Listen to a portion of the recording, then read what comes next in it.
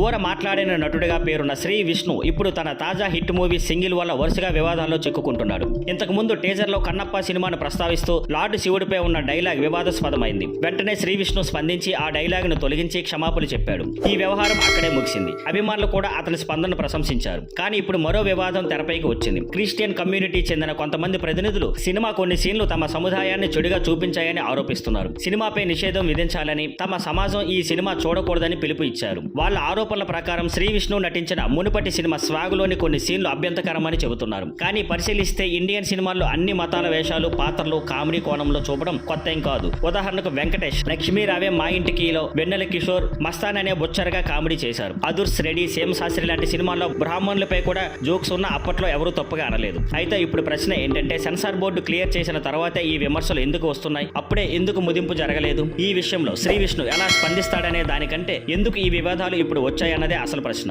ఇకపై writing stage లోనే డైరెక్టర్లు, రైటర్లు జాగ్రత్తగా స్క్రిప్ట్ ను రివ్యూ చేయాల్సిన పరిస్థితి కనిపిస్తోంది. అన్ని కమ్యూనిటీల భావాలు దెబ్బతినకుండా చూసుకోవాల్సిన బాధ్యత ఉంది. ఇంతవరకు సింగిల్ సినిమా విజయవంతంగా ఆడుతూ 25 కోట్ల గ్రాస్ కు దగ్గరగా చేరుకుంది. కొత్తగా రిలీజ్ అయిన సినిమాలు బలంగా లేకపోవడంతో ఈ సినిమాకు మరో హైప్ వీకెండ్ వచ్చింది. Thank you for watching. Please like, share and subscribe.